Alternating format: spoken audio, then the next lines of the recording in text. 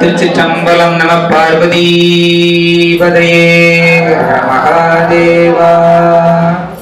முத்தனை முதல்வா முக்கண முனிவா மொட்டர மலர்வரி திரஞ்சி பத்தியை நினைந்து பரவுவர் தமக்கு பரகதி கொடுத்து அருள் செய்யும் சித்தனை செல்வ திருப்பெருந்துறையில் செடுமலர் குருந்தம் மேவிய சீர் அத்தனை அடியேன் ஆதரித்தழைத்தார் அதந்துவை என்று அருளாயே.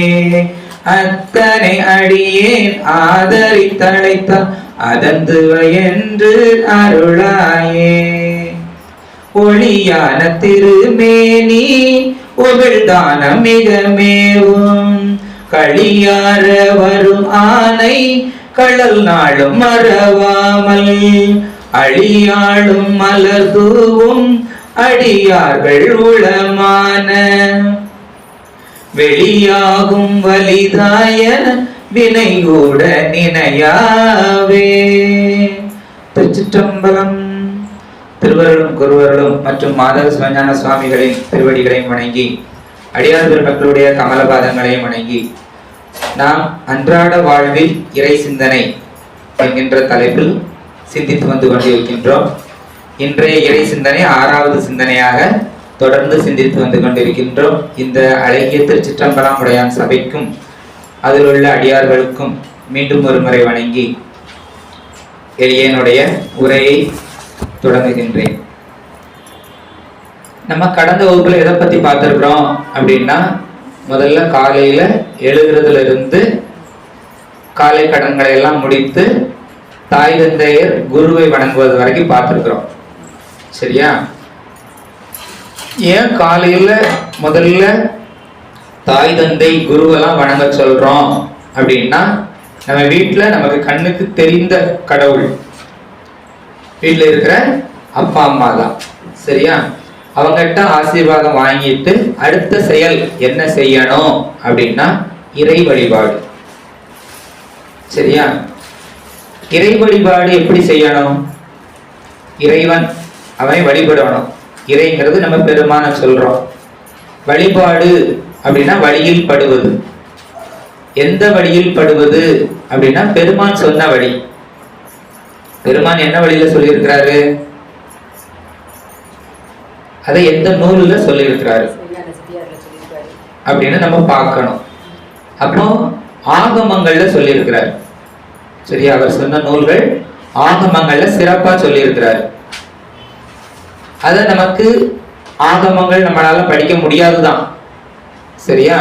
ஆனா அருளாளர்கள் அதுல இருந்து எடுத்து என்ன பண்ணி இருக்கிறாங்க, சித்தாந்தத்துல சொல்லி தந்திருக்கிறாங்க. அப்ப சித்தாந்தத்துல என்ன சொல்லி தந்திருக்கிறாங்க அப்படின்னா, தீட்சை எடுத்து வழிபாடு செய்யணும்.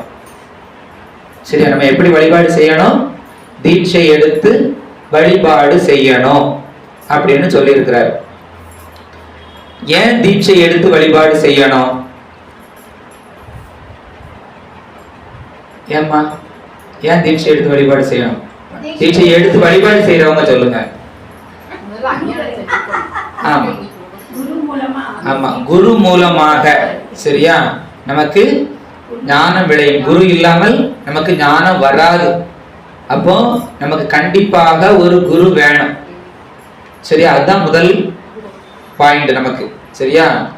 அப்போ குரு இல்லாம நாங்க வழிபாடு பண்றோம், நாங்க வீட்டுல தினமும் விளக்கேற்றுவோம், பூஜை பண்ணுவோம், 1 மணி நேரம் அதை படிப்போம் இதை படிப்போம் அப்படின்னு என்ன செய்தாலும் அது வழிபாடு கிடையாது. முதல்ல அதை தெரிஞ்சுக்கிடணும். சரியா? ஆமா, ஒரு அம்மா கேட்டாங்க, அது இல்லாம எப்படியாவது எங்களுக்கு ஞானம் கிடைக்குமா அப்படின்னாங்க ஒரு அம்மா. அதான் நான் சொன்னேன், பள்ளிக்கூடத்துக்கே போகாம எப்படி சான்றிதழ் கொடுப்பாங்க? கொடுக்க முடியாது இல்லையா? அப்ப ஒரு சான்றிதழ் வாங்கணும் அப்படின்னா பள்ளிக்கூடத்துல போய் படிச்சிருக்கணும். பள்ளிக்கூடத்துல போய் படிக்காம நமக்கு சான்றிதழ் கிடைக்குமா? தரமாட்டாங்க. அப்போ நமக்கு ஞானம் விளையணும் அப்படின்னா குரு மூலமாக தான் நமக்கு ஞானம் கிடைக்கும். இப்ப நம்ம சித்தாந்தம், எல்லாருக்குமே சித்தாந்தம்னா தெரியும் இல்லையா? எல்லாரும் சித்தாந்த மாணவர்கள் தானே? பொது வகுப்பு போறீங்களா போகலையா? பொதுவுக்கு போறீங்களா போகலையா? போறதே இல்லை. நீங்க போகல, நீங்கம்மா போகல. சரி, பொது வகுப்பு போகணும் சரியா? ஏன்னா அதுலதான் நமக்கு என்ன சொல்லி இருக்கிறாங்கன்னு தெரியும். ஏன் சொல்றோம் அப்படின்னு நீங்க போறீங்களா பொது வகுப்பு? சரி, எதுக்காக சொல்றோம் அப்படின்னா நம்மளுடைய நூல்கள்ல இப்ப நம்ம இந்துக்கள் அப்படின்னு சொல்லும் போது பொதுவா எல்லாரும் என்ன சொல்லுவாங்க? புனித நூல் அப்படின்னா பகவத்கீதையை மட்டும் சொல்லுவோம். அப்படித்தானே? இந்துக்களுடைய புனித நூல்னு சொன்னா பெரும்பாலும் எல்லாரும் பகவத்கீதைன்னு சொல்லுவாங்க. ஆனா பகவத்கீதை முதல்ல ஒரு நூல் கிடையாது, தெரியுமா? அது இதிகாசத்துல உள்ள ஒரு அங்கம். அது தனிப்பட்ட நூலா கிடையாது, அது ஒரு அத்தியாயம் தான். அந்த மகாபாரதத்துல உள்ள ஒரு அத்தியாயம், புரியுதா? அப்ப நமக்கு நூல் அப்படின்னா சைவத்தை தான் சொல்லணும். முதல்ல சைவ கருத்துக்கள் சொல்லக்கூடியதுதான் நூல். அதுதான் இறைவனை கொண்டு சேர்க்கும். ஏன்னா அந்த மகாபாரதத்துல சொல்லக்கூடியது அது எல்லாமே யாரு சொன்னது? கிருஷ்ணன்.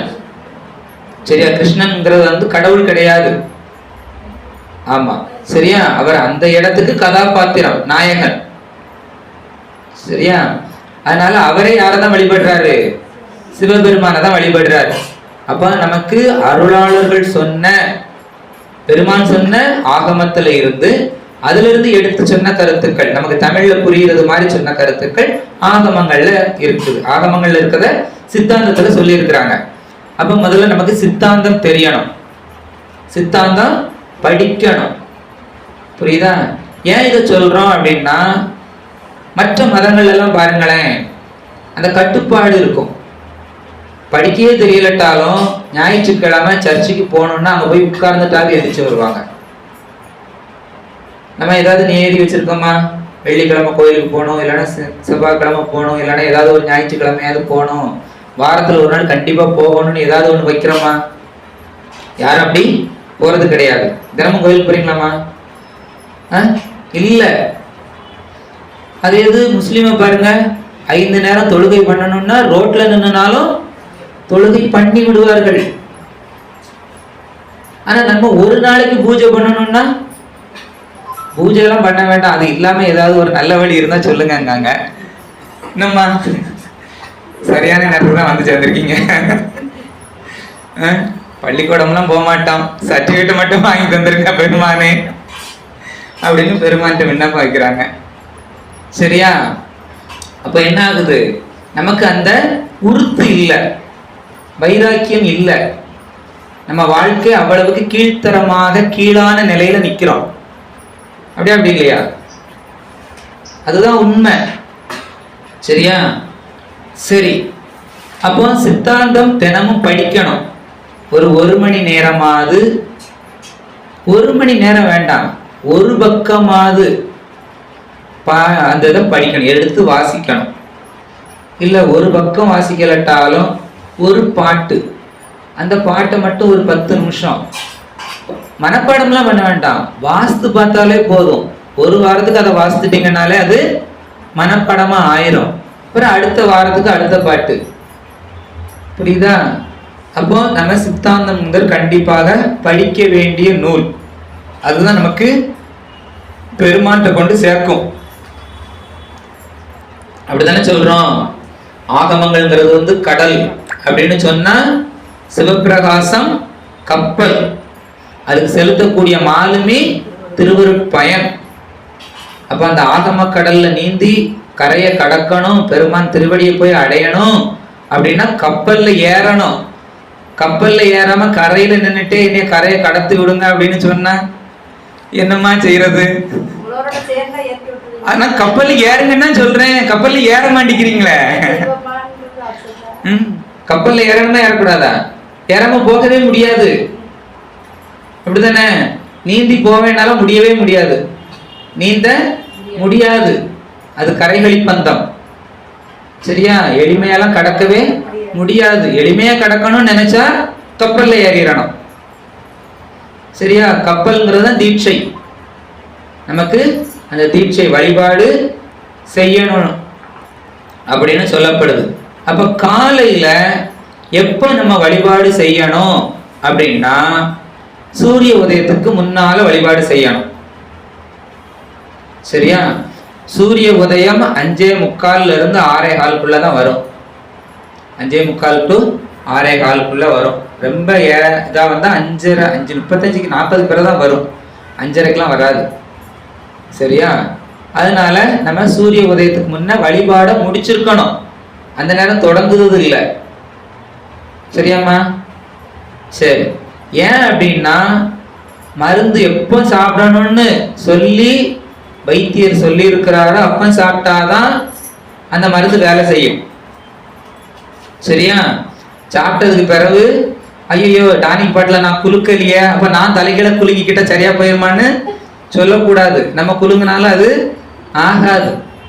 சரியா? குலுக்கிட்டு கொடுக்கணும்பாங்க. மறந்துட்டேனே குலுக்க, அப்ப நான் 4 குதி குதிச்சுக்கிட்டா அப்படிங்கிற கதையா இருக்கும். சரியா? அதனால எப்படி சொல்லி இருக்கோ அப்படிதான் என்ன பண்ணணும், செய்யணும். அப்பதான் அது வேலை செய்யும். சரியா? சரி, சூரிய உதயத்துக்கு முன்ன வழிபாடு செய்யணும் அப்படின்னா நமக்கு முதல்ல எல்லாரும் நம்ம இந்துக்கள்னு சொல்றோம். சரியா?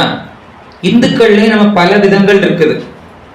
ஆனா நம்ம என்ன சொல்லணும் அப்படின்னா சைவர்கள் தான் சொல்லணும். சரியா? சைவர்கள்லயும் பல விதம் இருக்குது. தெரியுமா தெரியாதா? இருக்கா இல்லையா? ஆமா. நம்ம என்ன செய்வர்? சிறப்பு செய்வர். சித்தாந்த சிறப்பு செய்வர். சரியா? நம்ம சிறப்பு செய்வர்கள் சித்தாந்தத்தில் இருக்கிறவங்க. மாமிசம் சாப்பிடாதவங்களே சைவர் தான் சொல்லுவோம். அவங்கெல்லாம் பொது. அதுக்கடுத்து சிவ வழிபாட்டுல இருப்பாங்க, அவங்க பரம்பரையில பிறக்கிற பிள்ளைங்களையும் சைவர்கள் தான் சொல்லுவோம். ஆனா தீட்சை எடுக்கலைன்னா அவங்களும் பொது. புரியுதா? அப்ப நம்ம சிறப்பு செய்வர்கள் அப்படின்னா சித்தாந்த வழியில நிக்கணும். தீட்சை எடுத்து நிக்கிறவங்க தான் சிறப்பு செய்வர். அவங்க தான் சிவனுடைய பிள்ளைகள், சிறப்பு பிள்ளைகள். சரியா? சரி, ஏன் சிறப்பு பிள்ளைகள்னு சொல்றோம்? பூஜை பண்றதுனால. சரியா? அது மட்டும் காரணம் கிடையாது, அவர் சொல்படி நம்ம நிக்கிறதுனால. இப்போ ஒரு பெரிய பணக்காரர், அவர் என்ன பண்றாரு அப்படின்னா அவருக்கு நல்ல கோடிக்கணக்கான பணம் எப்படி இருக்கு? கோடிக்கணக்கா இருக்குது. சரியா? அதே மாதிரி அவருக்கு பிள்ளைங்க 5 பிள்ளைகள். சரியா? ஆனா அவருக்கு வயசு ஒரு 70 வயசு 75 வயசு இருக்கும். அந்த மாதிரி கொஞ்சம் வயசானவர், 5 பிள்ளைகள், நல்ல கோடிக்கணக்கான செல்வம். சரியா? அப்போ ஒரு நாள் ஒரு முனிவர் அந்த ஊர் வழியா வாராரு. இரவு பொழுது ஆகுது. அப்போ தங்கணும் அப்படின்னு நினைக்கிறாரு. அப்போ யார் அதுக்கு உதவி செய்வா அப்படின்னு கேட்கும்போது இந்த வீட்டில் உள்ள பெரியவரை சொல்றாங்க. அப்ப அவர் விசாரிக்கிறார், அவர் எப்படிப்பட்டவர் என்ன ஏதுன்னு விசாரிக்கும் பொழுது நல்ல கோடீஸ்வரர். சரியா? 5 பிள்ளைங்க இருக்குது, நல்ல தனவான், ரொம்ப செல்வந்தர் அப்படின்னு சொல்லி சொல்றாங்க. அப்ப அவர் இங்க கேட்கிறாரு, ஐயா இது மாதிரி நான் இன்னைக்கு தங்குறேன் அப்படின்னோடனே முனிவர் கேட்ட உடனே அவருக்கு ரொம்ப சந்தோஷம். தங்கிக்கோங்க ஐயா அப்படின்னு சொல்றாரு. சொன்ன உடனே அப்போ அவரை பத்தி சொல்லுங்க, உங்களை பத்தி சொல்லுங்க அப்படின்னு சொல்லும் போது அவர் சொல்றாரு, நான் ஒரு லட்சாதிபதி அப்படின்னு சொல்றாரு. சரியா? அவர்கிட்ட என்ன சொல்றாரு? லட்சாதிபதினு சொல்றாரு. உங்களுக்கு எத்தனை பிள்ளைங்க அப்படின்னு கேட்டா ஒரே ஒரு பிள்ளை அப்படிங்கிறார். சரி, அப்போ உங்களுக்கு வயசு என்ன அப்படின்னு கேட்டா 20 வயசு அப்படிங்கிறார். 3மே மாத்தி மாத்தி சொல்றாரு. அப்ப இதுல இருந்து என்ன தெரியுது சொல்லுங்கம்மா? அருமையா சிந்திக்கக்கூடிய ஸ்வர்ண வள்ளி. சொல்லுங்கம்மா.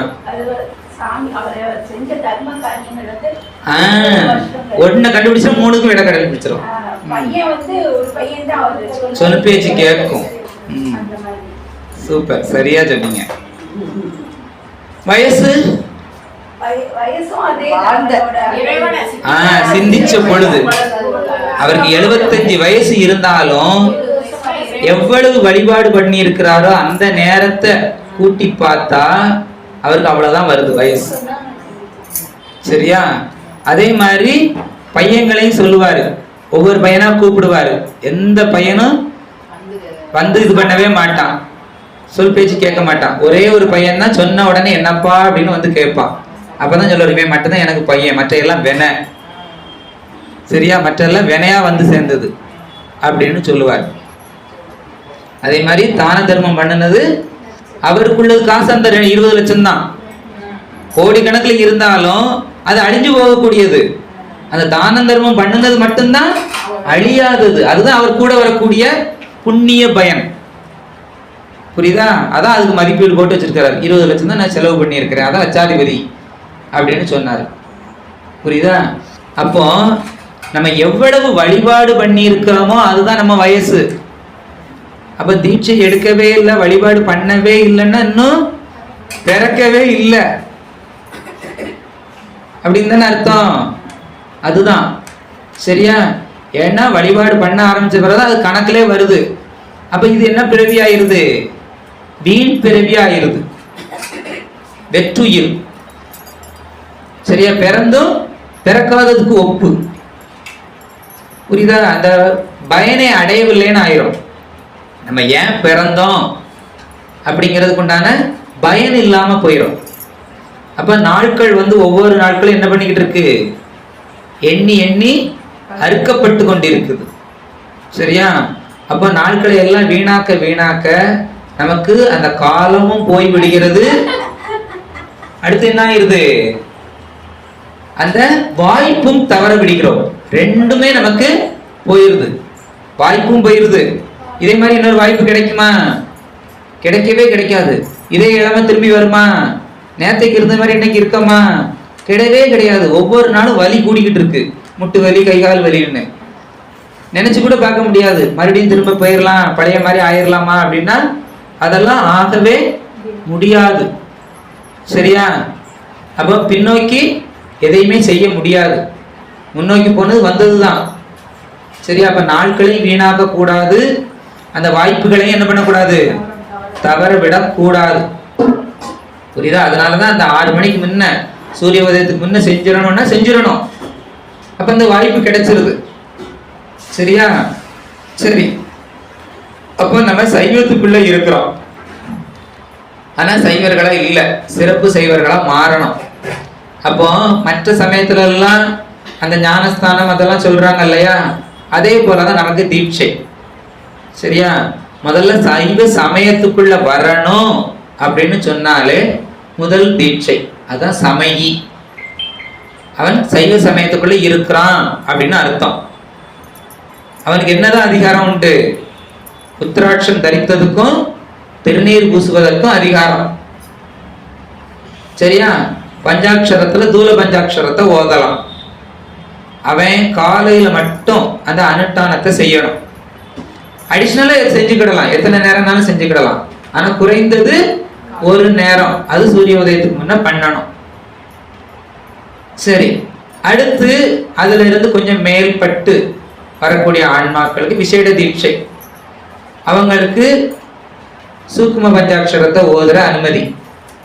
அவங்க உத்திராட்சம் கண்டிப்பா தரிச்சிருக்கணும், கண்டத்துல உத்திராட்சம் போட்டிருக்கணும், நெற்றி நிறைய எப்போதும் விபூதி வச்சிருக்கணும், காலையில அனுஷ்டானமும் சிவ பூஜையும் செய்யணும், மாலையில அனுஷ்டானம் மட்டும் செய்யணும் கண்டிப்பா.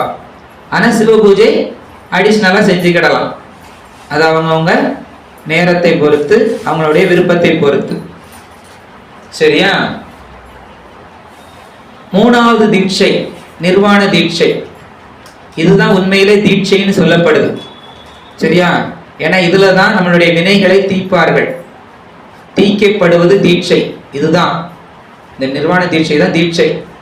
இந்த தீட்சைக்கு உள்ளவங்களுக்கு காலையில அனுஷ்டானம், காலையில பூஜை, மதியம் அனுஷ்டானம், சாயங்காலம் அனுஷ்டானம்.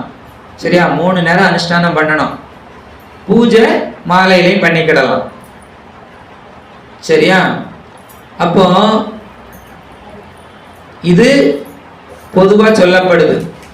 சரியா? அடிஷ்னலா பண்றதெல்லாம் நமக்கு போனஸ் மாதிரி தான், எப்பனாலும் நம்ம மறுபடியும் கூட பண்ணிக்கிடலாம். இப்ப அனுஷ்டானம் பண்ணுறோம். அனுஷ்டானம் எவ்வளவு நேரத்துல பண்ணி முடிக்கலாம்? சொல்லுங்கம்மா. அனுஷ்டானம் எவ்வளவு? கால் மணி நேரம், 25 நிமிஷம். நீங்க பண்றீங்களா? 30 நிமிஷம்.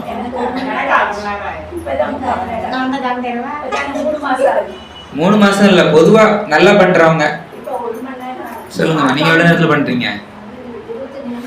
25 நிமிஷம் ஆகும், அரை மணி நேரம் ஆகும். அப்ப யாருமே நல்லா பண்ணலன்னு அர்த்தம். அதான் ஐயா சொன்னார்ல, கை தட்டாதீங்க. நீங்க நம்ம அந்த லிஸ்ட்ல கூட இல்ல, சிரிக்கவே கூடாது. அவங்கள லிஸ்ட்ல வந்துட்டாங்க, கப்பல்ல ஏறிட்டாங்க, எப்படியாவது கரை சேர்ந்துருவாங்க. கரையில நின்னுட்டு கை தட்டு வேலை. அப்ப நானும் கை தட்டிக்கிறேன்.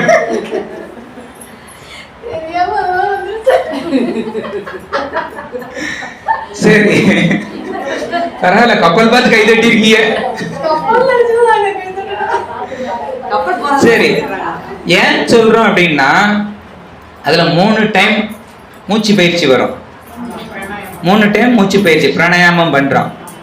ஒரு இடத்துல மூச்சு பயிற்சி செய்ய சொல்லும் போது 12 முறை செய்யணும்னு சொல்லி இருக்குது. நமக்கு குறைஞ்சது ஒரு சுற்று செய்யும் போது 1 நிமிஷம் ஆகுதுன்னு வச்சுக்கோங்க. ஒரு மூச்சு பயிற்சிக்கு 12 நிமிஷம். அப்ப 3 இடத்துல வரும்போது அதே 36 நிமிஷம் ஆயிருது. அதைத்தான் நான் சொல்லிட்டேன்ல, அத பேசக்கூடாது. வேற எப்படி நம்ம இதாகிறது? என்ன சொல்லி இருக்கோ அப்படி செஞ்சாதான் மருந்து வேலை செய்யும். மாத்திரையை கொடுத்துட்டு மாத்திரையை சாப்பிட சொன்னாங்க, லேசா தொட்டு நக்கி பார்த்துட்டேன், சரியா போச்சு, நோய் குணமாயிரும்னு சொல்ல முடியுமா? மாத்திரை லைட்டா இனிக்கு கசக்குன்னு சொன்னாக்கல சரியாயிருமா? விழுங்குனா தானே சரியாகும். அப்ப எப்படி சொல்லியிருக்கோ அதுபடி செய்யணும். அப்ப 3 இடத்துல சொல்லியிருக்கு 12 சுற்று. அப்ப ஒரு சுற்றுக்கு 1 நிமிஷம் எடுத்துக்கிட்டாலே 36 நிமிஷம் அதுக்கு ஆயிருது. 15 நிமிஷமா? சரியா?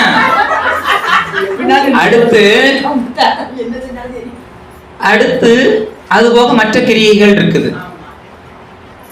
சரியா செஞ்சு உட்கார்ந்து அந்த ஜபம் எல்லாம் செஞ்சோம்னா அனுஷ்டானத்துக்கு மட்டும் 1 மணி நேரம். ஆமா, நீங்க செய்யறது இப்ப 1 மணி நேரங்கிறது கிடையாது. பார்க்காம இருந்தாலும் அதெல்லாம் 6 மாசம் கழிச்சுதான் நீங்க அதை கரெக்டா கொண்டு வர முடியும். சரியா? புரியுதாமா? ஆனா நம்ம எல்லாரையும் சொல்லும் போது சீக்கிரம் பண்ணிடலாம், 10-20 நிமிஷம் தான் அப்படின்னு சொல்லுவோம். அதெல்லாம் இப்படி 1 சுத்து 2 சுத்து இப்படி பண்ணிட்டு போறதுதான். சரியா? ஆனா அதுல மட்டும் கரெக்டா இருந்து பண்ணணும்னா நம்ம அடுத்தடுத்த தீட்சையெல்லாம் நமக்கு இது. ஏன்னா அந்த மூச்சு பயிற்சியே நமக்கு ஞானத்தை, அந்த காற்று போய் நல்ல வேலை செய்யும். ஏன்னா மனதை கட்டுப்படுத்தும். மனதை கட்டுப்படுத்த அறிவு ஒரு இடத்துல நிலைத்து நிற்க ஆரம்பிக்கும். புரியுது? அதுக்குதான் நம்ம பயிற்சி செய்யறோம். ஆனா இப்ப எல்லாரும் எப்படி செஞ்சுக்கிட்டு இருக்கிறோம்? சடங்கு. புரியுதா? அதுதான் இன்னைக்கு இதை டாபிக்கே கொண்டுட்டு வந்தது. எப்படி நம்ம வழிபாடு பண்ணணும் அப்படிங்கிறது. அப்போ நம்ம செய்ய சொல்லி இருக்கிறது வழிபாடு. அதுல நிக்கிறது மாதிரி நிக்கணும்னு சொல்லி இருக்கிறோம். ஒன்றணும். நேரம் ஆயிட்டு வெளியில ஓடிடணும். பண்ணியாச்சு, இன்னைக்கு திருநீரை பூசியாச்சு, எல்லாத்தையும் பூவை போட்டாச்சு, தண்ணியை ஊத்தியாச்சு, முடிஞ்சு போச்சு அப்படின்னு நினைக்கிறோம். சரியா? அப்படி நினைக்கிறது வழிபாடு கிடையாது. அது நம்ம குற்றமும் கிடையாது. முதல்ல அப்படித்தான் இருப்போம். அதுல அழுந்ததான் மறுபடியும் மாறுவோம். சரியா? ஏன்னா ஒரு சின்ன பயம் இருக்கும். லேர் ஆயிருமோ, அங்க போகணுமோ, இங்க போகணும், வீட்டுக்காரர் எதிர்ச்சிருவாங்க, பிள்ளைங்க இது பண்ணுவாங்கன்னு நம்ம அந்த உலகியல்ல இருக்கிறதுனால அப்படித்தான் இருப்போம். ஆனா கொஞ்சம் கொஞ்சமா என்ன பண்ணணும்? அதை மாற்றணும். சரியா? அப்ப அனுஷ்டானத்துக்கு மட்டுமே கிட்டத்தட்ட 3/4 மணி நேரத்துல இருந்து 1 மணி நேரம் இருந்து பொறுமையா செஞ்சீங்கன்னா நீங்க வழிபாடு சீக்கிரம் செஞ்சு முடிச்சிடலாம். ஏன்னா அதுக்குள்ள உங்களுக்கு வேகம் கிடைக்கும். ஏன்னா அதுல மந்திரங்கள் தான் நிறைய சொல்லிக்கிட்டே இருக்க போறோம், பூவை போட்டுக்கிட்டே இருக்க போறோம். சரியா? ஆனா அதுல மூச்சு பயிற்சி கண்டிப்பா 36 நிமிடம் செய்யுங்க. அதுல அழுந்துனீங்கன்னா தான் மனக்கட்டுப்பாடு வரும். அதுல அழுந்தாம சும்மா திருநீர் மட்டும் பூசிட்டு வேகமா செஞ்சுட்டு வந்தா எந்த பிரயோஜனமும் இல்லை. செய்யறதும் ஒண்ணுதான், செய்யாம இருக்கிறதும் ஒண்ணுதான். புரியுதா? ஆமா, உங்க லிஸ்ட் தான். போதுமா? பின்னாடி எல்லாம் வரல, அவங்க கப்பல்ல இருந்துட்டு பின்ன திரும்பி பார்க்காங்க, அவ்வளவுதான். நீங்க கீழே தான் நிக்கிறீங்க. சரி, அப்போ இந்த அனுஷ்டானம் அப்படிங்கிறது என்னது? அனுஷ்டானம்னா என்னது? அனுஷ்டிக்கப்படுவது. எப்ப வரைக்கும்? அனுதினமும் தான். ஆமா, உயிர் இருக்கிறது வரைக்கும். சரியா? அனுஷ்டிக்கணும், அதுக்கு பேரு தான் அனுஷ்டானம். சரியா? அதனால கண்டிப்பா நம்ம அனுஷ்டானத்தை செய்யணும். அது இவ்வளவு நேரம் செஞ்சாதான் நமக்கு என்ன பண்ணும்? பலன் தரும். சரியா? அனுஷ்டானம் அப்படிங்கிறதுக்கு என்ன அர்த்தம் அப்படின்னா, ஒழுக்கம், மரபு, நெறி, ஆச்சாரம், சந்தியாவந்தனம், சரியா, மகிழ்ச்சிக்கான கொண்டாட்டம், இப்படின்லாம் பல பேர் இருக்குது. ஒழுக்கம், மரபு, நெறி, ஆச்சாரம், சந்தியாவந்தனம், மகிழ்ச்சிக்கான கொண்டாட்டம். சரியா? இப்படிலாம் இருக்குது. சரி, ஏன் இதுக்கு பல கட்டுப்பாடு நம்ம சொல்றோம் அப்படின்னா, கடந்த வகுப்புல தான் ஒரு குறள் பார்த்தோம். அரங்கின்றி பட்டாடியற்கே நிரம்பிய நூலின்றி கோட்டி குழல் அப்படின்னு 401வது குறள். முந்தா நாள் பார்த்தோமா இல்லையா? ஆமா, அந்த வரைமுறை இருக்கணும். இப்படித்தான் இருக்கணும் அப்படின்னா அப்படித்தான் இருக்கணும், அதுதான் சரி. அப்படி இல்லைன்னா அது என்ன ஆகாது? வரைமுறை இல்லைன்னா அது உயிருக்கு பலன் தராது. சரியா? அப்ப இந்த அனுஷ்டானத்தை எப்படி செய்யணும் அப்படின்னா, கிழக்கு பார்த்து இல்லைன்னா வடக்கு பார்த்து. முதல்ல அனுஷ்டானம் மட்டும் எடுத்துருக்கவங்க கிழக்க பார்த்து தான் இருக்கணும். சரியா? பூஜை எடுக்கிறவங்க தான் வடக்கு பார்த்து இருக்கணும். அப்படிதான் தோதுனா வடக்கு இருக்கலாம், கிழக்க பார்த்து இருக்க முடியாது சூழ்நிலை வடக்கு வடக்கு. வேற திசையும் இருக்கக்கூடாது, மேற்கையோ தெற்கு பார்த்தோ இருக்கக்கூடாது. சரியா? சரி, சூரிய உதயத்திற்கு முன்ன நம்ம பூஜையை முடிக்கக்கூடியதா இருக்கணும்.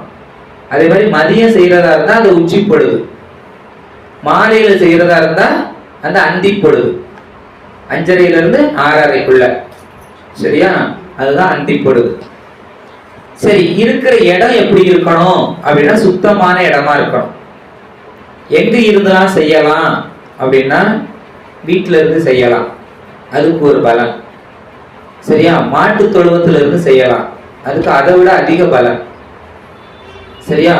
கோவில்கள்ல இருந்து செய்யலாம், கோவில் குளங்கரை அந்த இது இருக்குல்ல தெப்பம், அது பக்கத்துல இருந்து செய்யலாம். ஆற்றங்கரையில இருந்து செய்யலாம், கடற்கரையில இருந்து செய்யலாம், அடுத்து குளத்துக்கரையில இருந்து செய்யலாம், மலையில இருந்து செய்யலாம். மலை கோவில் போனோம்னா மலையில இருந்தெல்லாம் செய்யலாம். இதெல்லாம் சிறப்பு அந்தந்த ஸ்தலங்கள்ல இருந்து செய்யறதுனால. சரியா? சரி, இருக்கிற இடத்துல எப்படி இருக்கணும் அப்படின்னா, புலித்தோல், மான் தோல், சரியா, தர்ப்பை புல், கம்பளி, ஆலம்பலகை, சரியா, இதுல ஏதாவது ஒண்ணு விரிச்சு உட்காரலாம். இப்போ பலகைன்னா ஆலம்பலகை, அந்த பலகையில ஆணி அடிக்கக்கூடாது, இரும்பு ஆணி அடிக்கக்கூடாது. மர ஆணி அப்படின்னு சொன்னா தெரியும் அவங்களுக்கு. மரக்குச்சியையே ஆணி மாதிரி ஒழுக்கமா வச்சு ட்ரில் பண்ணிட்டு அதை அடிச்சு வச்சிருவாங்க. சரியா? அப்படிதான் அடிக்கணும், இரும்பு ஆணி அடிக்கக்கூடாது பலகையில. இல்லைன்னா தர்ப்பை புல், அதெல்லாம் ஆழ்வு போட்டிங்கனாலே கிடைக்கும். சரி, இதே மாதிரி சின்ன ஆசனம் மாதிரி இந்த அளவுக்கு பாய் கிடைக்குது, தர்ப்ப பாய், அதெல்லாம் ஆன்லைன்ல ஆர்டர் போடலாம், கிடைக்கு, கடைகள்லேயே கிடைக்குது. சரியா? அந்த மாதிரி இருக்கலாம். இல்லை அதோடையும் கொஞ்சம் நல்லா இது பண்ணணும் அப்படின்னா மாந்தோல், புலித்தோல், சரியா, அதெல்லாம் வாங்கிக்கிடலாம். ஆனால் அது இப்போ கிடைக்கிறது இல்லை. சரியா? அந்த காலத்தில் அதெல்லாம் வச்சிருந்துருக்குறாங்க, இப்போ அதெல்லாம் கிடையாது. வச்சிருந்தீங்கன்னா வீட்டுக்கு ஃபாரஸ்ட்காரங்க வந்துடுவாங்க, அதனால சொல்லாதீங்க வச்சிருந்தீங்கன்னாலும்.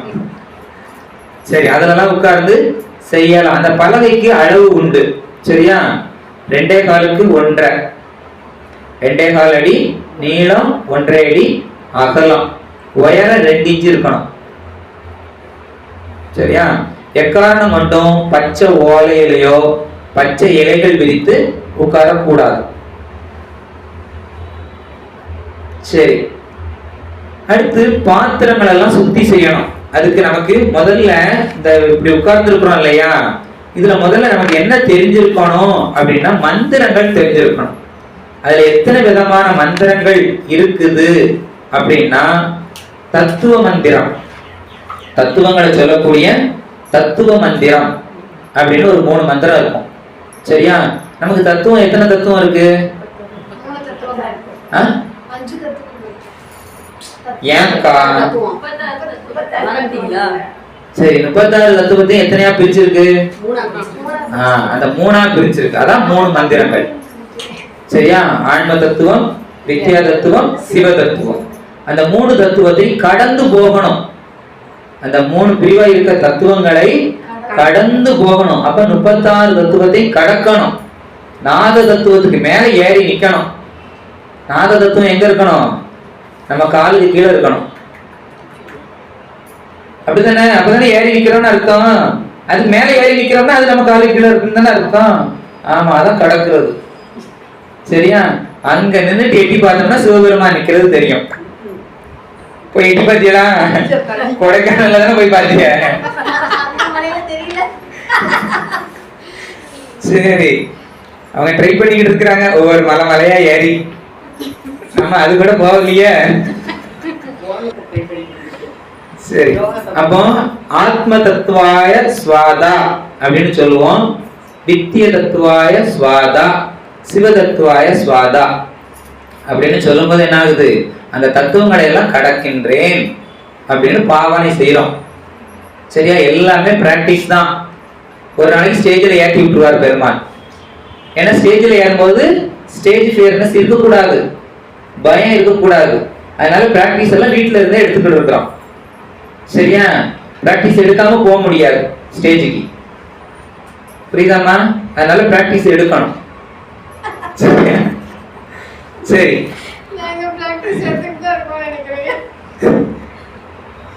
சரி, பிராக்டிஸ் எடுக்கிறதுக்கு பிராக்டிஸ் எடுக்கிறீங்க. சரி, நல்லது. அடுத்து கலா மந்திரங்கள் அப்படின்னு இருக்கு. சரியா? இந்த தத்துவங்கள் எல்லாத்தையுமே, தத்துவங்கள் புவனங்கள் எல்லாமே இந்த கலைக்குள்ள அடங்கும். சரியா? இதெல்லாமே கலை அப்படின்னு சொல்லி 5 கலைகள். இந்த 5 கலைகளுக்குள்ள அடக்கிடலாம். சரியா? அந்த 5 கலைகள் என்னெல்லாம் அப்படின்னா, நிவர்த்தி கலை, பிரதிஷ்டா கலை, வித்யா கலை, சாந்தி கலை, சாந்தி அதிதி கலை அப்படின்னு 5 இருக்குது. அப்போ இந்த நிவர்த்தி கலைக்கு என்ன குணம் இருக்குது அப்படின்னா, அதுக்கு 5 குணங்கள் இருக்குது. சரியா? அதனால அந்த மந்திரத்தை சொல்லும் பொழுது 5 முறை சொல்லணும்.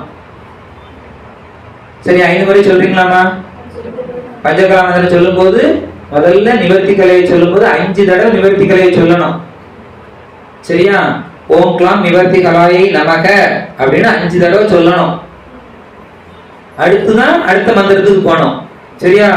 ஓம் கிரீம் பிரதிஷ்டா கலாயை நமக அப்படின்னு அதை 4 தடவை சொல்லணும். சரியா? அடுத்து வித்யா கலாயை 3 தடவை சொல்லணும். சாந்தி கலையை 2 தடவை சொல்லணும். சாந்தி அதிதி கலை 1 தடவை சொல்லணும். சரியா? இது எப்படி நமக்கு அப்படின்னா, திருவாசகத்திலே நம்ம படிக்கிறோமா இல்லையா? திருவாசகத்துல இருக்கு மண்ணுக்கு 5 குணம். அது சொல்றாரா இல்லையா? பாரிடை 5ஆய் போச்சுன்னா சொல்றாரா? அதுதான். சரி, 5 4 3 2 1 அப்படின்னு சொல்றோம். அப்ப இந்த எவ்வளவுக்கு எவ்வளவு அதை சொல்றோமோ அவ்வளவுக்கு அவ்வளவு அது என்ன ஆகும்? நமக்கு வசியப்படும். நம்மால் அது வசீகரிக்கப்படும். அது நமக்கு கீழே அடிமைப்படும். அப்ப அதெல்லாம் நம்ம மேல்பட்டு போக முடியும். சரியா? அதனாலதான் அது 5 தடவை சொல்லணும்னு சொல்றது. 5 தடவை சொல்லல அப்படின்னா அது நமக்கு சித்தி ஆகாது.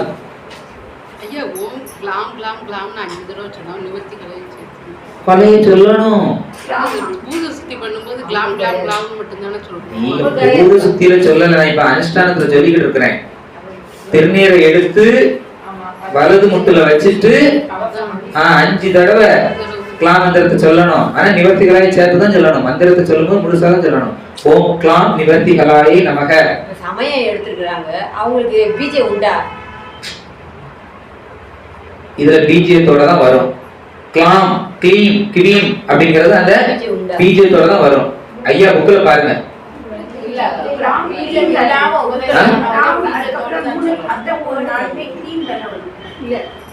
அப்படி இல்லம்மா, இது எதுக்கு சொல்றோம் அப்படிங்கறத நீங்க புரியலன்னு அர்த்தம். ஏன் அப்படின்னா அந்த ல அப்படிங்கிற எழுத்து படிக்கிறோமா இல்லையா? எழுத்து ல வ ர ய அ பாராதி ஐந்துக்கு எழுத்து படிக்கிறோமா இல்லையா? அந்த எழுத்து லேங்கிற எழுத்து தான் மண் தத்துவத்துக்கு, அது நிவர்த்தி கலைக்கு, அதான் 5 குணம்னு சொல்றோம். அப்ப அதோட பீஜம் கிளீம், அந்த லே தான் லீயா மாறும். புரியுதாமா? புரியுது? சரி, ஓகே, நான் சொல்றேன், ஒரு நிமிஷம் விடுங்க, ஒரு நிமிஷம், நீங்க குழப்ப வேண்டாம், சொல்றத மட்டும் கேளுங்க. அடுத்து கிளீம், அது பிரதிதா கலைக்கு. குரூம் வித்யா கலைக்கு, சரியா? கைம் அது வந்து சாந்தி கலைக்கு. அடுத்து கௌம் சாந்தி அதீத கலைக்கு சொல்றோம், சரியா? ஏன் அப்படி சொல்றோம் அப்படின்னா அந்த எழுத்து பீஜ எழுத்தோட வந்தா இன்னும் சிறப்பு. இப்போ நீங்க தீட்சை வாங்க போறீங்க, சரியா? உங்களுடைய பக்குவத்துக்கு தகுந்தாக்குல உங்க தீட்சையில சமயத்திலேயே பீஜம் எடுத்து கொடுத்துருக்காங்கன்னு வச்சுக்கோங்க. ஏதோ ஒரு பீஜமாவது வந்திருக்கு உங்களுக்கு, உங்க குருநாதர் கொடுத்திருக்கிறாரு. ஆனா இந்த புக்ல பார்த்து செய்யும் போது அதுல பீஜம் இல்லாம இருக்கு அப்படின்னா, பீஜம் உள்ளவங்க பீஜம் இல்லாம செஞ்சா குற்றம். ஆனா பீஜம் இல்லாதவங்க பீஜத்தோட செஞ்சா சிறப்பு, அது குற்றம் வராது.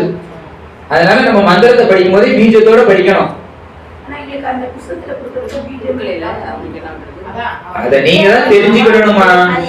ஏமா ஒரு நிமிஷம், புத்தகத்தை குறை சொல்லாதீங்க, எங்களுக்கு அது தரல இது தரலன்னு சொல்லாதீங்க, யாரும் எதையும் குறை சொல்லாதீங்க. எல்லாத்துக்கும் பெருமான் வந்து காரண காரியத்தோட எந்த கொடுக்கல உங்களுக்கு அறிவிக்கணும்னு நினைச்சிருக்கிறாரோ அப்பதான் அறிவிப்பார். இவ்வளவு நாள் அறிவிக்கிறாரோ அதுக்கும் காரணம் இருக்கும், இன்னைக்கு அறிவிக்கிறாருன்னா அதுக்கும் காரணம் இருக்கும்,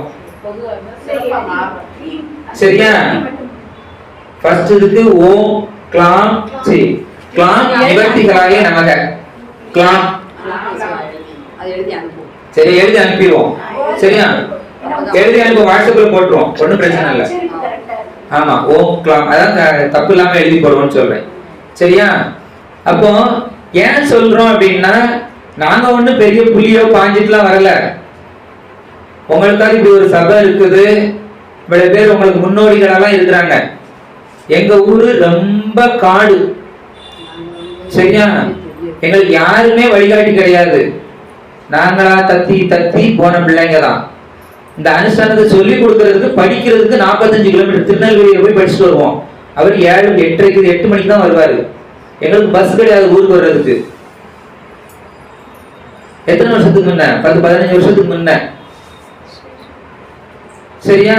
இப்ப மாதிரி பைக் இருக்குது, அப்ப பைக்கும் கையில எல்லாம் வச்சிருக்க மாட்டோம். அப்ப தத்தி தத்தி தான் நாங்க படிச்சுட்டு வந்தோம். யாருமே எல்லாம் பெருமான் ஈஸியா எடுத்த உடனே கொடுக்க மாட்டாரு. அதனால முதல்ல குறை சொல்றதே இது பண்ணுங்க. உங்களுக்கு தெரியலையா விட்டுருங்க, இது வரைக்கும் தெரியல, இனிமேல் தெரிஞ்சுக்கிடுறோம், அப்படிதான் பழகணும், சரியா? அடுத்து சிவ பூஜைக்கும் எடுத்தோம். சிவ பூஜைனா என்னன்னே தெரியாது, அரை மணி நேரத்துல சிவ பூஜையை முடிச்சிருவோம். எங்களுக்கு அப்படிதான் சொல்லி கொடுத்தாங்க ஒருத்தங்க, ரொம்ப சிம்பிளா இருக்கும் அப்படின்னுட்டு. அதுக்கடுத்து ஐயாட்ட கேட்ட பிறகுதான் ஐயா ஒவ்வொரு விஷயத்தையும் நிறைய சொல்லி தந்து, சிவகாசிக்கு வாங்க, நான் ஒரு நாள் பூஜையை பத்தி நடத்துறேன்னு சொல்லி ஒரு நாள் அங்க ஸ்கூலுக்கு போயிருந்தோம். பிறகு ஒரு நாள் இந்த சபைக்கு வந்திருந்தோம். தேடி போனோம், நம்ம தான் விருப்பப்படணும். அடுத்து அதுல மேல உள்ளவங்கிட்ட சந்தேகத்தை கேட்கணும், நான் இப்படி செய்யறேன், இதுல வேற எதுவும் இருக்கா, அப்படிதான் நம்ம கேட்கணுமே தவிர எங்களுக்கு அதுல இது தரல இதுல அது தரலன்னா நம்ம வேற யாரையுமே சொல்லக்கூடாது. ஆமா ஆமா ஆமா, அப்படிலாம் வைக்க கூடாது, சரியா? அப்ப எங்களுக்கும் நிறைய குற்றங்கள் இருந்துச்சு. ஐயாட்ட கேட்டு கேட்டுதான் திருத்திக்கிட்டே தவிர இப்பவும் நிறைய தெரியாம தான் இருக்கிறோம். இப்பவும் நாங்க முழுமையால நாங்க எதையும் செய்யறோம்னா நாங்க சொல்லவே மாட்டோம். ஏன்னா பூஜையை முழுமையா செய்யக்கூடிய ஒரே ஆள் அம்மை மட்டும்தான். நம்ம எல்லாம் மண் வீடு கட்டி விளையாண்டுட்டு இருக்கிறோம். சரியா? அதனால நீங்க செய்யறது குற்றம்னு நான் சொல்ல மாட்டேன், நீங்க செய்யறது தப்புன்னு நானும் சொல்ல மாட்டேன். அதை சொல்றது எனக்கும் அருகதை கிடையாது. சரியா? அதனால யாருக்கு எப்படி உணர்த்தி இருக்கிறாங்களோ அப்படிதான் நம்ம வழிவந்துகிட்டு இருப்போம். அதுல இருந்து மேலதான் நம்ம என்ன பண்ணுவோம், அந்த குற்றங்களை குறைப்போமே தவிர ஒரே நேரத்துல நிறைவாக நம்ம எதுவுமே செய்ய முடியாது. புரியுதா? அதனால நீங்க முதல்ல உங்க மனசுல அது குற்றம்னே நினைக்காதீங்க. அந்த குற்றம்னு நினைச்சாலே அது குற்ற உணர்ச்சி ஆயிரும். செய்யறதுக்கு விருப்பம் இல்லாம போயிடும். ஐயோ தப்பு தப்பா செய்யறோமோ அதனால நம்ம செய்ய வேண்டாமோ அப்படிங்கிற மாதிரிலாம் எண்ணம் வந்துடும். பெருமாள் நமக்கு பிளவுக்காக நல்லா உணர்த்தி இருக்கிறார், சந்தோஷப்படுங்க. புரியுதா? அப்படிதானம்மா? ஆமா, அவர் பார்த்துக்குவார், அவ்வளவுதான். சரியா? சரி, அப்போ இந்த நிவர்த்தி கலை அப்படிங்கிறது நமக்கு மண் தத்துவத்தை சொல்றோம். சரியா? பிரதிஷ்டா கலை அப்படிங்கிறது நீர் தத்துவத்துல தொடங்கி மூல பிரகிருதி வரைக்கும் இருக்கும். சரியா? அப்ப ஆன்ம தத்துவம் இந்த ரெண்டு கலைக்குள்ள அடங்கிருது. சரியா? அடுத்து வித்யா கலையில வித்யா தத்துவங்கள் அது 7 அதுக்குள்ள அடங்கிரும். சாந்தி கலையில சுத்த வித்தை சதாசிவம் சரியா வரைக்கும், சுத்த வித்தையும் அதுக்கு அடுத்து உள்ள 2 சதாசிவம் வரைக்கும். சாந்தி அதீதி கலையில சக்தி தத்துவமும் சிவ தத்துவமும் நாதம் விந்து அந்த 2. சரியா? அப்ப இந்த 5 கலைக்குள்ள 36 தத்துவத்தையும் அடக்கிடுறோம். அப்ப அந்த 36 தத்துவத்துடைய குணங்கள் சொல்றோம் இல்லையா, அதெல்லாம் கடக்கணும் அப்படிங்கிறதுக்கு தான் அந்த 5 4 3 2 அப்படின்னு சொல்றோம். சரியா? அப்படி சொன்னாதான் அது நமக்கு என்ன ஆகும், வசியம் ஆகும், நம்ம அதை விட்டு மேல போக முடியும் அப்படின்னு சொல்றோம். அடுத்து பஞ்ச பிரம்ம மந்திரம் அப்படின்னு சொல்லி 5 மந்திரம், அது பெருமானுடைய 5 முகங்களா நம்ம சொல்றோம். ஈசான மூர்த்தி, தத்புருஷ பக்திராய மூர்த்தி, சரியா, அகோர இருதயாய மூர்த்தி, வாமதேவ பூக்கியாய மூர்த்தி, சத்யோஜாத மூர்த்தி அப்படின்னு 5 சொல்றோம். இது 5ம் 5 முகம், பெருமானுடைய 5 முகமா நம்ம சொல்றோம். சரியா? அப்போ இந்த 5 முகம் ஈசானம் அப்படின்னா சிவம், அது சர்வ அனுக்கிரகத்தை உடையவர்னு அர்த்தம். சர்வ அனுக்கிரகத்தையும் கொடுப்பவர், அதான் ஈசானம் அப்படின்னு சொல்றோம். தத்புருஷம் அப்படின்னா தேவ மனித சரீரங்களில் இருப்பவர், உடலிடம் கொண்டவர், காத்தலுக்கு. சரியா? நமக்கு உடல்ல இருக்கக்கூடியவர், நம்ம உடலுக்குள்ளே இருக்கக்கூடியவர், உடலிடம் கொண்டு இருக்கக்கூடியவர் சொல்றோம். அகோரம் அப்படின்னு சொன்னா பாவம் ஆகாமல் சாந்தம் ஆக்குவது, நம்ம குற்றங்களை எல்லாம் மன்னித்து நம்மளை புனிதப்படுத்தக்கூடிய முகம். சரியா? ஒரு பொருளுக்கு இன்னொரு பொருளை சொல்லிக் கொடுக்கக்கூடியது, நமக்கு என்னென்ன தெரியாம இருக்குதோ அதெல்லாம் தெரிவிக்கக்கூடிய முகம். வாமதேவம், வாம அப்படின்னா இடது பாகம், தேவ அப்படின்னா பிரகாசம், குய்யம் அப்படின்னா ரகசியம். சரியா? அப்ப இடது பாகத்துல இருந்து மோட்சத்துக்கு சரியா நமக்கு சொல்லக்கூடியது தர்ம வாம காமம் அப்படின்னு திரிவர்க்கமா இருக்கக்கூடியது, 3ஆ இருக்கக்கூடியது. வாமன்னா இடது பாகம், தேவன்னா பிரகாசம், குய்யம் அப்படின்னா ரகசியம், சத்யோஜாதம் அப்படின்னா நமக்கு விரைந்து படைக்கிறது, விரைந்து படைத்தலை செய்வது. சரி, அடுத்து ஒரு 6 மந்திரம் இருக்குது, அது ஷடங்க மந்திரம் அப்படின்னு சொல்றோம். சரியா? ஷட் அங்கம், அப்போ 6 உறுப்புகள். சரியா? அங்கிக்கு அங்கம், உடலுக்கு உறுப்பா இருக்கிறது, அது இருதயம். சரியா? இறைவனுடைய அறிவை குறிக்கக்கூடியது, இருதயாய நமக அப்படின்னு சொல்லுவோம். அடுத்து சிரசே நமக. சரியா? அது இறைவனின் போதத்தை சொல்லக்கூடியது, போதத்தை பெறும் ஆன்மா, அதான் என் குணத்தை பெறுவது சிரசு. சரியா? அடுத்து சிகை, அது திரோதான சக்தி, வினைகளை தீர்ப்பதற்கு வரக்கூடிய அந்த இது. அடுத்து கவசம், சரியா, சத்துருக்கள்கிட்ட இருந்து பாதுகாப்பை தருவது, அதான் கவசம் அப்படின்னு சொல்லக்கூடியது. அடுத்து நேத்திரம் அப்படின்னா அறிவை பொழிந்து ஆனந்தத்தை தரக்கூடியது. அதான் சொல்றோம் இல்லையா, பண்ணுவீங்களாமா நீரீட்சணம், அதுக்கு தான். சரியா, 3 கண்ணை தொடுறது, வலது கண்ணு, நெற்றிக்கண், இடது கண். நீங்க எப்படி பண்ணுவீங்க? வலது கண், ஆமா, நெற்றிக்கண், இடது கண். கவசாயம்னா சத்துருக்களின் ஆயுதங்களால் பாதிக்கப்பட, சத்துருக்கள் இருந்து நம்மளை பாதுகாப்பது. அதுக்கு அடுத்து நேத்திரம், நேத்திராய நமக. இருதயம், இருதயம்னா அறிவு. நேத்திரம்னா அறிவை பொழிந்து ஆனந்தத்தை தருவது, அறிவு கொடுத்து ஆனந்தம் தருவது. போதம்னா அறிவு, அறிவுதான். அறிவை சொல்றாங்களா? சொல்றேன். அடுத்து அஸ்திராய நமக. சரியா, அஸ்திரம் அப்படின்னா ஒப்பில்லாத சக்தி. சரியா, சரி, இது இந்த 6 மந்திரம் இருக்குது.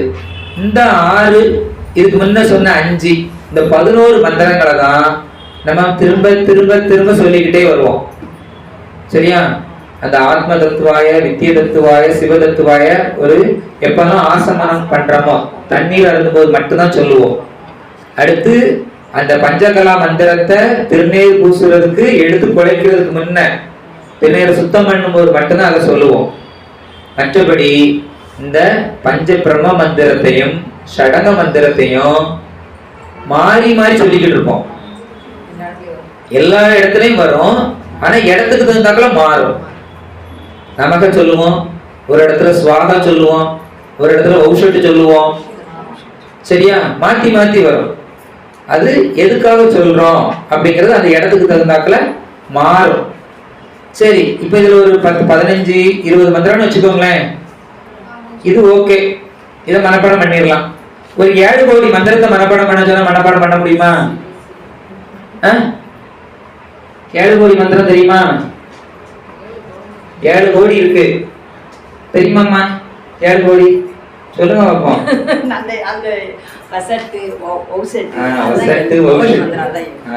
ஏன் அதுக்கு அப்படி சொல்றோம்? எல்லாத்தையும் நம்மளால சொல்ல முடியாது. அதாவது முடிவு, முடிவு கோடி, கோடி அப்படின்னா அந்த கோடி, அந்த கோடியில இருக்கு அப்படின்னு சொல்றோமா இல்லையா? தெருக்கோடி, தெருவின் முடிவு. அதனால கோடினா முடிவு. இந்த மந்திரத்துக்கு பின்னாடி அந்த 7 வார்த்தை தான் வரும். அதனால 7 கோடி மந்திரம் அதுக்கு பேரு. சரியா, 7 கோடி, அது ஈஸி தான். சரியா, அது இந்த நமக, ஸ்வாக, ஸ்வதா, பட், உம்பட், ஔஷட், வஷட் அப்படிங்கிற இந்த 7 மந்திரம் தான். சரி, வரலன்னா விட்டுருங்க. சரியா, உங்களுக்கு பெருமான் வர வைக்கல, அவ்வளவுதான். இப்பதான் அதை சொல்லிக்கிட்டு இருக்கேன். சரி, கரணிய சங்கநியாசத்துல வரும். சரி, கரணிய சங்கநியாசம் செய்றீங்களா? அதுல ஒண்ணு. சரி, அதுல வரும். செய்றீங்களா ஔஷட்? அதுல வரும். சரி, அதனால ஔஷட்டும் உண்டு, வஷட்டும் உண்டு. ரெண்டு இருக்குது மந்திரத்துல. 7ல 2 வருது. சரி, இருக்குது. சரியா, 7 கோடி மந்திரம். இந்த மந்திரத்தை வச்சுதான் இந்த பஞ்சபிரம்ம மந்திரத்தையும் ஷடங்க மந்திரத்தையும் மாத்தி மாத்தி சொல்லிக்கிட்டே இருப்போம். சரியா, புரியாத சப்ஜெக்ட் இருக்கு, யோசிச்சு புரியாத சப்ஜெக்ட்லாம் இல்ல. இல்ல இல்ல, இந்த வேர்ட்ஸ் எல்லாமே நான் பாத்துட்டேன். அவங்க அவங்க கப்பல் ஏறதுக்கு பிராக்டிஸ் எடுக்கன்னு சொல்லிட்டாங்க. சத்தம் கட்டாம இருக்கணும். இல்ல, இந்த வேர்ட்ஸ் நான் ட்ரை பண்ணி பார்த்தேன். எதுமா? 7 கோடி மந்திரத்தையுமா? நமக, ஸ்வாகா, ஸ்வாகா, ஸ்வதா, சரியா, பட், உம்பட், வௌஷட், வஷட், இந்த 7 தான். சரியா? இது ஒவ்வொன்றுக்கும் ஒவ்வொரு அர்த்தம் இருக்குது. சரியா? நமக அப்படின்னு சொன்னா நமக்கு ஐஸ்வர்யம் கொடுக்கிறது. சரியா? அடுத்து வணங்குகின்றேன் அப்படின்னு நம்ம சொல்லலாம், வணக்கம் தெரிவிக்கிறதுக்கும் நமக. அடுத்து ஸ்வாகா. ஸ்வாகா எப்ப பயன்படுத்துவோம்? தர்ப்பணம் கொடுக்கும்போது. சரியா? ஸ்வாகா அப்படின்னு சொன்னா அது தேவதைகளை திருப்தி செய்வது, திருப்திப்படுத்துறோம். அந்தந்த மந்திரத்தை சொல்லி அந்தந்த அதிதெய்வங்கள் அந்தந்த தெய்வங்களை எல்லாம் திருப்திப்படுத்துறோம். முன்னோர்களை திருப்திப்படுத்துறது அதெல்லாம் இருக்கு இல்லையா, அது திருப்திப்படுத்துவது. ஸ்வதா அப்படின்னு சொன்னா வசீகரிப்பது. சரியா? வசீகரம் கொடுப்பது, நம்மைக்கு அடக்குவது, நம்மை கீழ்ப்படுத்து, நம்ம அதை கீழ்ப்படுத்துறோம். ஆமா, கடக்கிறது தான். அதை அடக்குனாதான் நம்ம கடக்க முடியும். நம்மளை கீழ்படுத்துறது இல்ல, நம்ம கீழ்படுத்துவதுன்னு சொன்னேன். நம்ம அதுகளை கீழ்படுத்துறது ஸ்வத்தா. ஏன்னா ஆசமனம் பண்ணும் போதெல்லாம் ஆத்ம தத்துவாய ஸ்வத்தா அப்படின்னு தான் சொல்லணும், ஸ்வாகா சொல்லிடக்கூடாது. ஸ்வத்தா அப்படிங்கும் போது அதை நம்ம கீழ்படுத்துறோம், அதுக்கு மேல நம்ம போயிடுறோம், அதை நம்ம வசீகரிக்கிறோம். ஸ்வத்தா. சரியா? உங்களுக்கு வசட்டு இருக்கும். சரி, அப்ப நம்ம வியாபகம் ஆகணும், அதை வியாபியப்படுத்தணும். புரியுதா? அதுக்காக தான் அதை சொல்றோம். அடுத்து பட் அப்படின்னா விக்கினங்களை துரத்துவது. சரியா? நம்மளுக்கு எந்த இடையூறும் இருக்கக்கூடாது, விக்கினங்களை துரத்துவது. பட் பட் விக்கினங்கள்னா துன்பங்கள், இடையூறு. இப்போ நீங்க சிவ பூஜை செய்றீங்கன்னு வச்சுக்கோங்கம்மா, உங்களுக்கு யாராவது தொந்தரவு கொடுத்தாங்கன்னா அது சிவத்துக்கே செய்த துரோகம் ஆயிரும், இதமா மாறிடும். அந்த 304வது பாட்டு மாதிரி அவங்களுக்கு பெரிய வினையா மாறிடும். அப்ப அவங்களுக்கு என்ன பண்ணக்கூடாது, அது நம்ம அறிவிக்கவும் செய்யணும். நீங்க சிவ பூஜை செய்ய போறீங்கன்னா 3 இடத்துல அறிவிக்கணும், மேல் கீழ் புடை. சரியா? மேல இருக்கிறவன் தேவர்கள், நமக்கு கீழே இருக்கக்கூடியவங்க, நம்ம சுத்தி இருக்கக்கூடியவங்க, இவங்களுக்கெல்லாம் அறிவிக்கணும். அதுக்காக தான் அந்த தாளத்திரையம் பண்றது. சரியா? பட்டுன்னு சொல்லி பண்றது அப்படித்தான். அப்படி பண்றோம் அப்படின்னாலே, ஏன்னா சிவ பூஜைக்கு இடையூறு பண்ணுனா அது சிவ துரோகம் ஆயிரும். நம்மளால அவங்களுக்கு என்ன ஆகும், பாவம் அதிகமாயிரும். நம்ம யாருக்கும் இடைஞ்சலாகவும் இருக்கக்கூடாது. அதனால நம்ம முதல்ல அறிவிப்பு கொடுத்துதான் சிவ பூஜையில உட்காரணும், அதுக்காக சொல்லப்படுது. சரியா? அப்ப அவங்க தெரியாம விக்கிரங்கள் பண்ணிடுவாங்களே, யாராவது இடைஞ்சல் கொடுத்துருவாங்களே, அதுக்காக நம்ம அறிவிப்பு கொடுக்கிறது. சரியா? அடுத்து உம்பட் அப்படின்னா காமாதிகளை போக்குவது, தீய எண்ணங்களை போக்குவது. வௌஷட் அப்படின்னா தேவதைகளை இழுப்பது. சரியா? வௌஷட் அவங்களை இழுத்து நமக்கு உதவி செய்ய வைக்கிறது, வசீகரிக்கிறது. சரியா? அவங்கள வசீகரிச்சு நமக்கு இது பண்றது. அவங்களை இழுக்கிறது தான் வௌஷட்டு. வஷட்டு தான் வசியம் செய்வது. சரியா? வௌஷட்டுங்கிறது அவங்களை இழுக்கிறது, இங்க வந்து உட்கார வைக்கிறது. வஷட் அப்படின்னு சொன்னா அவங்களை வசியம் செய்வது, அவங்க நமக்கு பணி செய்ய வைக்கிறது, வசீகரித்து நம்ம சொல்படி அவங்க கேட்பாங்க. அந்த மாதிரிலாம் இருக்குது. அப்போ நம்ம ஒரு கிரியை செய்யறோம் அப்படின்னா இவ்வளவு இருக்குது. சரியா? இது எல்லாம் எதுக்காக செய்யறோம் அப்படின்னா நம்மளுடைய உயிருக்காக செய்யறது. ஆனா நம்ம இவ்வளவு நாள் எதுக்காக செஞ்சுக்கிட்டு இருக்கிறோம்? இவ்வளவு நாள் எதுக்காக நம்ம செஞ்சுக்கிட்டு இருக்கிறோம்? எதுக்காக நம்ம செஞ்சுக்கிட்டு இருக்கீங்க? பவுடர் போடுறீங்களா இல்லையா? எதுக்கு போடுறீங்க? உடம்புக்கு, உயிருக்கு இல்ல.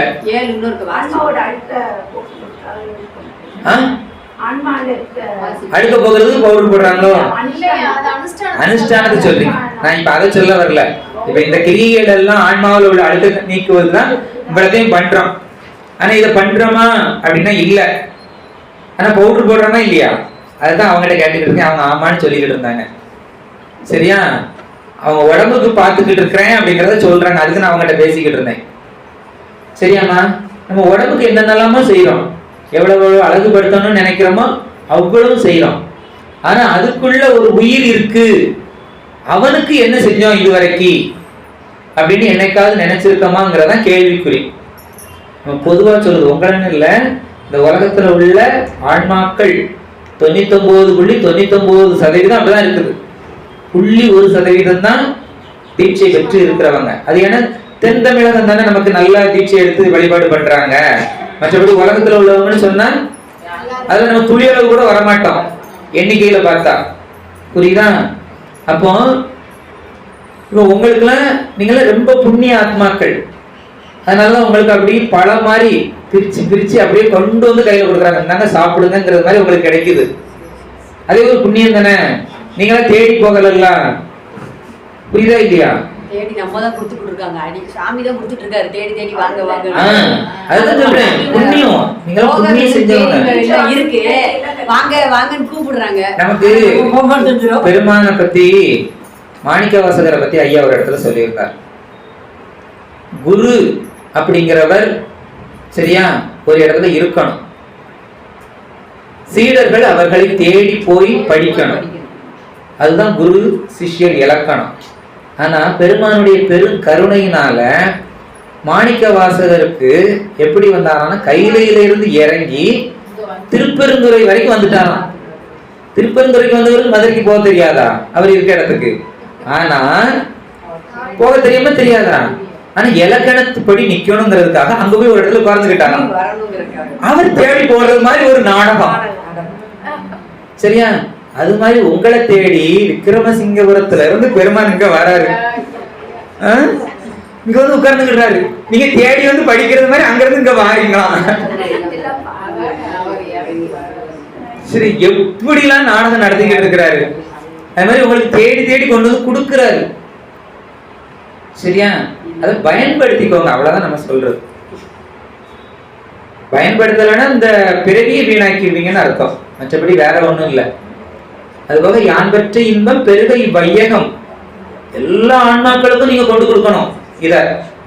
அதுக்குத்தான் உங்களை அனுப்பிவிட்டு இருக்கிறாரு. சரியா?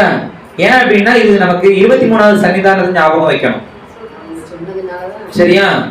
23வது சன்னிதானம் எங்க திருவாவடுதுறை ஆதீனத்து 23வது சன்னிதானத்தினாலதான், அந்த குருமகா சன்னிதானத்தினுடைய அருளானையினாலதான் நம்ம இந்த புத்தகங்கள்ல நம்ம இப்ப பார்க்க முடியுது. இல்லைன்னா அது யாருக்கு உள்ளது மட்டும்தான், அங்க உள்ள சன்னிதானங்களுக்கும் அங்க சீடர்களுக்கு மட்டும்தான். சரியா? தம்பரான் சுவாமிகளுக்கு மட்டும்தான் சொல்லி கொடுப்பாங்க. அவருடைய பெருந்தருணை. அப்ப அவருக்குள்ள பெருமான் இருந்திருக்க போய் தானே எல்லா ஆன்மாக்களுக்கும் பயன்படணும்னு நினைச்சிருக்கிறாரு. அப்ப அந்த எண்ணம் நமக்கும் வரணும். நம்மளால ஒரு 4 பேர் கண்டிப்பா பயன் பெறணும். கேட்காங்க, கேட்கல, நம்ம என்ன பண்ணணும்? சொல்லி கொடுத்துக்கிட்டே இருக்கணும், சொல்லிக்கிட்டே இருக்கணும். என்னைக்காவது அது ஒரு நாளைக்கு உபயோகப்படும். சரியா? உபயோகம் மட்டும் படாம போகாது. ஏன்னா இது உயிர் விளக்கம். சரியா? உயிருக்கு உண்டானது. அதனால அந்த உயிர் இருக்கிறது வரைக்கும் ஏதோ ஒரு சூழ்நிலையில அது வந்து போய் அதுக்கு வந்து உதவி செய்யும். அது முக்கியமா நீங்க என்ன பண்ணணும்னா சிறு குழந்தைகளுக்கு சொல்லிக் கொடுங்க. வீட்டுல உள்ள குழந்தைங்களுக்கு, அந்த தெருவில் உள்ள குழந்தைங்களுக்கு இப்ப சொல்லிக் கொடுக்குற மாதிரி பேசிடாதீங்க, புரியாது, ஓடியா கதைகளா சொல்லுங்க. முதல்ல ஒரு நீதி கதைகளை பேசுங்க. சரியா? அப்படியே சொல்லுங்க, இப்படி 3 பொருள் இருக்குது நம்ம உலகத்துல அப்படின்னு அந்த 3 பொருளை மட்டும் சொல்லுங்க. இறைவன் அப்படின்னா இந்த உலகம்லாம் இப்படிப்பட்டது அப்படின்னு சின்ன சின்னதா சொல்லுங்க. சரி, அப்படி சொன்னீங்கன்னா அந்த கதைகளா சொன்னா வருவாங்க, பேசுவாங்க. எப்பா இந்த அக்கா, இந்த ஆண்டி வேண்டாம், தலை தெறிக்க வச்சிடாதீங்க. சரியா? அப்படி இருக்கக்கூடாது. கதைகளா சொல்லி சொல்லி அவங்கள உள்ள இழுக்கணும். ஆனா சின்ன குழந்தைங்களை சொல்லி கொடுத்துட்டீங்கன்னா அவங்களுடைய வாழ்க்கை நல்லா இருக்கும். ஏன்னா உண்மை பொருளை உணர்ந்து கொள்வார்கள். சரியா? உண்மை பொருளை உணர்ந்துக்கிட்டாங்கன்னா அது எப்படி செய்யணும் அப்படிங்கிற உயிர் விளக்கம் அவங்களுக்கு ஈஸியா கிடைக்கும். சரியா? நாட்களை வீணாக்க மாட்டார்கள். அடுத்து மனம் கட்டுப்படும். அந்தந்த பக்குவப்படுற வயசுல தடம் புரள மாட்டார்கள். சரியா? அதுக்காக தான் சொல்லுது. அதனால உங்க பிள்ளைகளுக்கு முதல்ல சொல்லுங்க, உங்க பேரன் பேத்திகளுக்கு சொல்லுங்க, தெருவில் உள்ள பிள்ளைங்களுக்கும் சொல்லுங்க. அடுத்து சின்ன பிள்ளைங்களை இன்னும் வசீகரிக்கணும்னா ஏதாவது வாங்கி கொடுத்து கூப்பிட்டு உட்கார வச்சு பேசுங்க. சும்மா சும்மா கூப்பிட்டு பேசுங்கன்னா வராதுங்க. ஏதாவது ஒரு சாக்லேட்டு, ஒரு பென்சில் டெய்லியும் வாங்கி கொடுக்க வேண்டாம், வாரத்துல ஒரு நாள். சரியா? அப்படி ஏதாவது ஒரு சின்ன கிஃப்ட் நீ சொல்லு, நான் உனக்கு ஒரு கிஃப்ட் தரேன் அப்படின்னு சொல்லி அவங்களை அப்படிதான் பழக்கப்படுத்தணும். சரியா? அப்படி பழக்கப்படுத்துனீங்கன்னா அவங்க அவங்ககிட்ட வசப்பட்டு நிற்பார்கள். இந்த ஆண்டிக்கு அறிவு நிறைய இருக்கு அப்படின்னுட்டு நம்ம பக்கத்துல வந்து நின்றுக்கிடுவாங்க. ஆமா, அப்படிதான் வியப்பார்கள். அப்ப நம்மளை விட்டு போக மாட்டாங்க. அந்த வியக்கிறது மாதிரி நம்ம வைக்கணும். சரியா? அதுதான் சொல்லுது. சரி, அப்ப இந்த மந்திரங்கள்லாம் நமக அப்படின்னா ஐஸ்வர்யம் தருவது, ஸ்வாகா அப்படின்னா தேவதைகளை திருப்தி செய்வது, ஸ்வதா அப்படின்னா நம்ம அதை வசீகரிப்பது. சரியா? நாம் வியாபகமாயிரணும், அது வியாபியமாயிரணும். பட் அப்படின்னா விக்கினங்களை துரத்துவது, உம்பட் அப்படின்னா காமாதிகளை போக்குவது, அந்த கெட்ட எண்ணங்களை எல்லாம் நீக்குவது, வௌஷட் அப்படின்னா தேவதைகளை இழுப்பது, வஷட் அப்படின்னா தேவதைகளை வசியம் செய்வது. சரியா? அப்ப இந்த மந்திரங்களை மட்டும்தான் முதல்ல என்ன பண்ணணும், நம்ம படிச்சிருக்கணும். ஏன் அப்படின்னா நீங்க ஒரு தீட்சை எடுக்க போறீங்கன்னு வச்சுக்கோங்களேன், அதுக்கு முன்ன இந்த மந்திரங்களை படிச்சிருங்க. சரியா? இந்த மந்திரங்களை படிக்காம நீங்க தீட்சை எடுக்க போனீங்க அப்படின்னா தீட்சை எடுத்துட்டு வந்த உடனே உங்களால செய்ய முடியாது. புக்க பார்ப்பீங்க, ஒவ்வொரு தடவையும் மந்திரத்துக்கு பார்ப்பீங்க, உங்களால எளிதில் செய்ய முடியாது. அப்ப இந்த மந்திரங்களை முதல்ல மனப்பாடம் பண்ணிட்டீங்கன்னா அதுல புக்க பார்த்து செய்யும் போது ஒரு வாரத்துக்குள்ள வேகமா செய்ய ஆரம்பிச்சிடலாம். சரியா? அப்ப முதல்ல இந்த மந்திரங்கள் மட்டும்தான் நமக்கு தெரியணும். பஞ்சபிரம மந்திரம், சரியா, ஷடங்க மந்திரம், கலா மந்திரம், தத்துவ மந்திரம், இது மட்டும்தான் நமக்கு தெரியணும். அதுக்கு அடுத்து நமக்கு இது பீஜம், அது அதோட இதை பொறுத்து. சரியா? அதுக்கு அடுத்து நம்ம கற்பனை கொடுக்குற மந்திரங்கள்லாம் வேற இருக்குது, அதெல்லாம் சும்மா ஈஸி தான். சரியா? அதெல்லாம் ஸ்வாகா சொல்லி எழுதுற. யார் யாருக்கு கொடுக்குறோம், முன்னோர்களுக்கு கொடுக்குறோம்னா பிதுர்களுக்கு அப்படின்னு சொல்லி கொடுப்போம். சரியா? அந்த மாதிரி ஒவ்வொரு பூதத்துக்கு கொடுக்கறதுக்கு பூதப்பியோ அப்படின்னு சொல்லுவோம். ஒவ்வொன்றுக்கும் ஈஸியா சொல்லியிருப்போம். சரியா? அதெல்லாம் ஈஸியா வந்துடும். முதல்ல இந்த மந்திரங்களை மட்டும் மனப்பாடம் பண்ணிக்கோங்க. மனப்பாடம் பண்ணிட்டீங்க அப்படின்னா நீங்க எப்படினாலும் எளிமையா செய்ய முடியும். இதுல முக்கியமானது என்னன்னா, அனுஷ்டானம் பண்றதுலயே ரொம்ப முக்கியமானது மூச்சு பயிற்சி தான். அந்த மூச்சு பயிற்சியை முழுமையா செய்யாம நீங்க அனுஷ்டானம் செய்வது வீண். அதெல்லாம் அதை தெரிஞ்சுக்கோங்க. சரியா? நீங்க பூஜை எல்லாம் ரெண்டாவது. சரியாம்மா? ஏன்னா யோக நிலைக்கு போகிறதுக்கு அந்த மூச்சு பயிற்சி தான். அடுத்து அந்த மூச்சு பயிற்சியும் எப்படி செய்யணும் அப்படின்னா 1:4:2 அதான் ரேஷியோ. ஒரு தடவை உள்ள இழுக்கிறோம். சரியா? ஒரு மந்திரத்தை சொல்லி உள்ள இழுக்கிறோம்னா 2 மூக்கையும் பொத்தி இருக்கும்போது அதே மந்திரத்தை 4 தடவை சொல்லணும். சரியா? அடுத்து ரேசகம், வெளியில இடும்போது 2 தடவை சொல்லணும் அந்த மந்திரத்தை. அப்போ நமக்கு இங்க என்ன சொல்லி இருக்குது அப்படின்னா, பஞ்சபிரம மந்திரத்தையும் ஷடங்க மந்திரத்தையும் அந்த 11 மந்திரத்தையும் சொல்லிக்கிட்டு இருக்கும் போதே உள்ள இழுக்கணும். ஆமா, சொல்லிக்கிட்டு இருக்கும்போதுன்னா வாயை திறந்து இல்லை, ஞாபகப்படுத்துறேன். சரியா? கிண்டல் பண்ணல, ஞாபகப்படுத்துறேன் எல்லாத்துக்கும் தான். ஏன்னா மூச்சு பயிற்சியில வாய் திறக்க கூடாது, அதை முதல்ல தெரிஞ்சுக்கோங்க. ஹா அப்படின்னா வாயை திறந்தோ மூச்சு வெளியில விட்டுறக்கூடாது, வாய் மூடிதான் இருக்கணும், மூக்கு மட்டும்தான் வேலை செய்யணும். சரியா?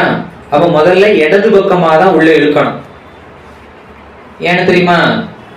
சரி, ஏன் தெரியும், தலையாட்டினீங்கல்ல, சொல்லுங்கம்மா.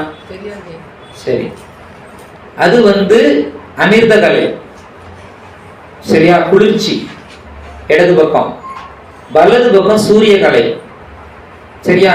நீங்க முதல்ல வலது பக்கம் இழுத்தீங்க அப்படின்னா உங்க எனர்ஜி பூரா எரிக்கப்படும், வீணா போயிடும் எனர்ஜி.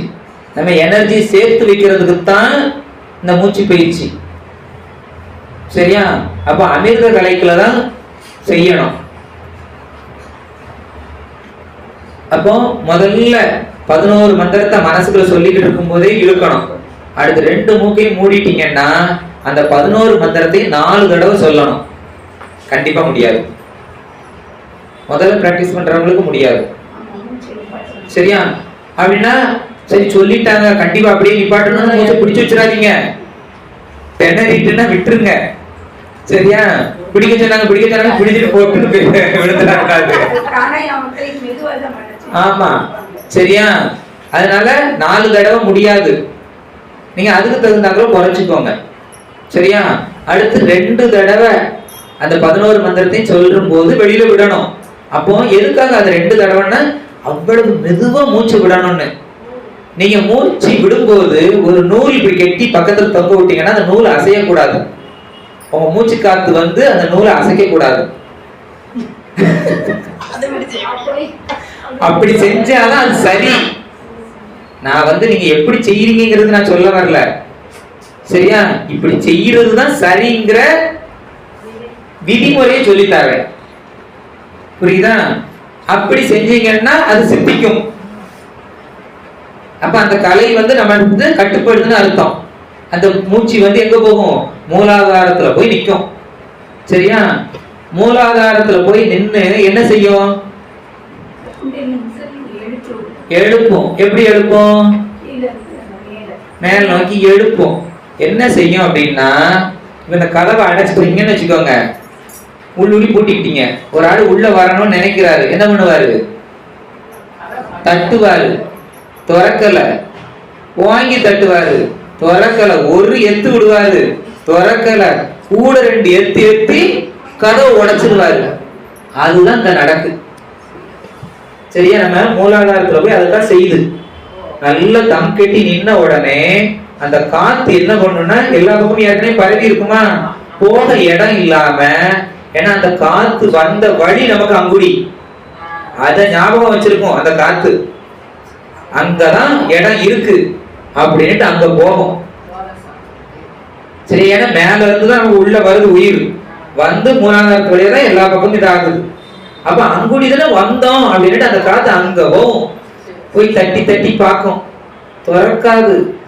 மறுபடியும் நம்ம இங்க பிடிக்கிறதுலதான், நம்ம விட்டுட்டோம்னா போய் தட்டாது. பிறகு போய் தட்டு உட்கார்ந்துகிட்டு இருக்க கூடாது. சரியா? நம்ம அந்த மூச்சு பயிற்சியில தான் தட்டி தட்டி அதை எழுப்பணும். அதை தட்டி தட்டி தட்டி பழக்கப்படுத்தி அந்த கதவை பழைய கதவை ஆக்கிட்டோம் அப்படின்னா ஒரு நேரத்துல போய் திறந்துடும். சரியா? அது எப்படி இருக்கும்னா, முதல்ல ஒரு பெரிய வட்டம், அதுக்கு உள்ள ஒரு வட்டம், அதுக்கு உள்ள ஒரு வட்டம், 3 வட்டமா இருக்கும். நம்ம முதல் வட்டத்தை திறக்கிறதே பெரிய கஷ்டம். அடுத்து உள்வட்டத்தை திறக்கணும். அதுக்கடுத்து கடைசி உள்வட்டத்தை திறந்தாதான் அது மூலாதாரத்தை எழுப்பும். அதுல ஒரு கனல். சரியா? அது அதுக்கு அடுத்த ஆதாரத்தை தூண்டி அப்படி ஒவ்வொரு ஆதாரத்தையா தூண்டி தூண்டி பயிற்சி செய்ய செய்ய நம்ம உயிர் இறைவன் கூட போய் கலக்கும். அதுக்கெல்லாம் பயிற்சி தான் காரணம். சும்மா நம்ம அனுஷ்டானம், நானும் அனுஷ்டானம் செய்யறேன் 10 நிமிஷத்துல நின்று பண்ணிட்டு வருவதெல்லாம் இது கிடையாது. சரியா? அதனால செய்யறத திருந்த செய்யணும். அதுதான் நமக்கு முக்கியம். அதெல்லாம் நான் அடுத்து சொல்றேன்மா. இப்போ எதுவுமே நீங்க குழப்ப வேண்டாம். சரியா? இந்த வகுப்பே உங்களுக்கு 2 டைமோ 2 வாரமோ 3 வாரமோ கூட ஓடும். சரியா? எல்லா சந்தேகங்களையும் இதை தீர்த்துருவோம். அடுத்து நாங்களாம் என்ன செய்வோம்னா, தீட்சை எடுக்கிறதுக்கு முன்ன யாருக்கெல்லாம் விருப்பம் இருக்கோ அவங்களெல்லாம் சேகரிச்சு 10 நாளைக்கு முன்னே ட்ரைனிங் கொடுப்போம். பஞ்சபாத்திரம்லாம் வாங்க மாட்டோம். டம்ளர், ஸ்பூன், ஒரு தட்டு, பஞ்சபாத்திரம் வச்சு எப்படி செய்வோமோ அதே மாதிரி வச்சு அவங்களுக்கு பயிற்சி கொடுத்துருவோம். பயிற்சி கொடுத்து அந்த மந்திரத்தெல்லாம் சொல்லிடுவோம். மூல மந்திரம் மட்டும் சொல்லி கொடுக்க மாட்டோம். ஏன்னா மூல மந்திரம் குரு சொல்லுவாரு. சரியா? அது வரைக்கும் எப்படிலாம் செய்யணும்னு ஒரு 10 நாள் பயிற்சி கொடுத்து அதுக்கு அடுத்து தீட்சைக்கு கூட்டு போவோம். அதுக்கு பிறகு மூல மந்திரம் வாங்கிட்டு வந்த பிறகு மறுபடியும் 1 வாரம் பயிற்சி கொடுப்போம். அதுக்கு பிறகு நாங்க விட்டுருவோம். பிறகு அதுக்கு அவங்க ஃப்ரீ ஆயிடுவாங்க. இப்படிதான் நாங்க செஞ்சுக்கிட்டு இருக்கிறோம். ஏன்னா சின்ன பிள்ளைங்க செய்வாங்க, வயசானவங்க எல்லாம் இருக்கிறாங்க. அப்படிதான் நாங்க பயிற்சி கொடுத்துட்டு இருக்கோம். ஏன்னா நாங்க பட்ட கஷ்டம் யாரும் படக்கூடாது அப்படின்னுட்டு. அதனால அந்த தீட்சை எடுத்தவங்க எல்லாம் யாரையும் கூட்டிட்டு போனீங்கன்னு நினைச்சீங்கன்னாலே இந்த மாதிரி எல்லாம் செய்யணும். நீங்க ஒரு ஆளை தீட்சை கூட்டு போறீங்கன்னா அவங்களுக்கு முன்ன கட்டி சொல்லி கொடுக்கணும். இப்படிலாம் செய்யணுமோ அப்படின்னு நினைச்சிட்டாங்கன்னா என்ன பண்ணிடுவாங்க, பாதி பேர் வரமாட்டாங்க. அதுலயே அவங்க தெரிஞ்சுக்கிடுவாங்க. சரியா? காரணம் சொல்லுவாங்க, நான் அங்க போனேன்னா அதனால வர முடியலையா, இங்க போனான்னு கதை சொல்லிடுவாங்க. சரியா? அதனால முதல்ல தீட்சைக்கு முன்ன என்ன பண்ணணும்,